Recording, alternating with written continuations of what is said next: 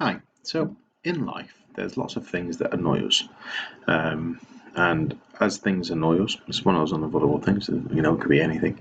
That annoys can lead to anger and get frustrated, and it can spiral into a place where small annoyances, lots of small annoyances, can lead into quite big arguments and rifts between people, and us not getting the full thing out, the full enjoyment out of life. So, mindfulness can help with this. It's part of, knowing yourself and managing yourself and self-regulating your own emotions. Now, so what we're going to do is we're going to just step through a little something just to help us with a little bit of thinking about how we can manage our annoyances.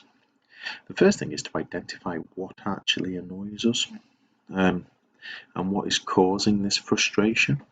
So, an example is some people, myself, I get a little bit annoyed when I ask somebody to do something in school, student, and they refuse or don't do it, or just kind of go, yeah, and then don't do it. That causes me annoyance. So if they talk over me, that causes me annoyance.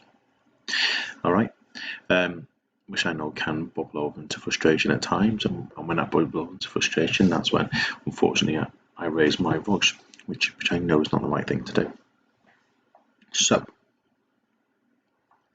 here's what I need you to try. I need you to try and think about all those things that cause you annoyance, and maybe even write them down.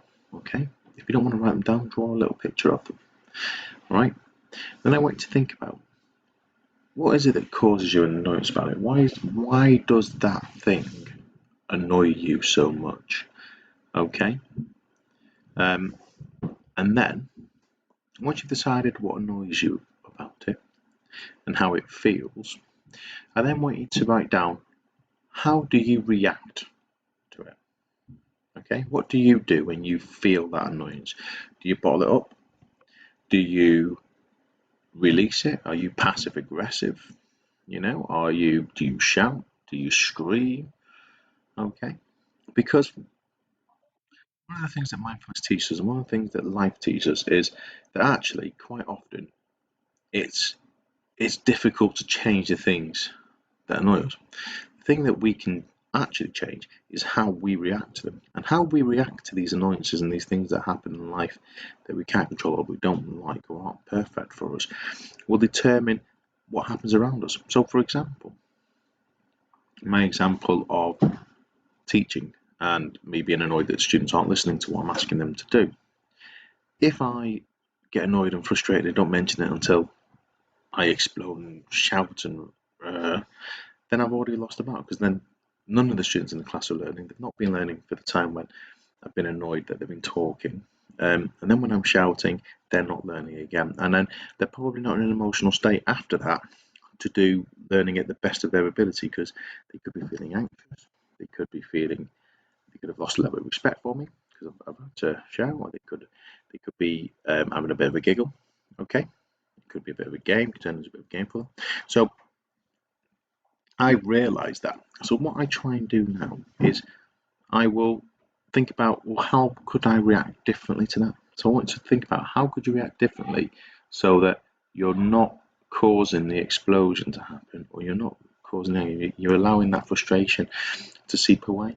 Okay, and what I do to help me with that is, in the classroom again, when people aren't listening, I'm not doing what I ask them to do. To release that tension, I'll go, look, okay, what I would like you to do is that I need you to be quiet, and I'll explain why.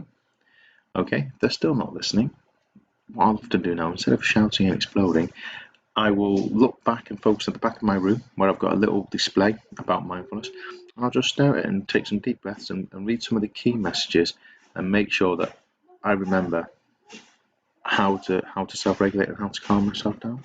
And this means that I don't shout. The students get the idea that actually I'm frustrated and annoyed about something, and because of that, they will then be a little bit quieter. Okay? So I want you to think about how you can change your reaction to things, because that's what you can change. You can change your reaction. You can't necessarily change the thing that causes you annoyance, but you can change your reaction to it. So I want you to be really mindful about what annoys you, in life as you're going around, and how can you change your reaction to that annoyance so that it either becomes less of an annoyance or it avoids the confrontation, the massive confrontation situations that can happen. Okay, hope that helps. Bye.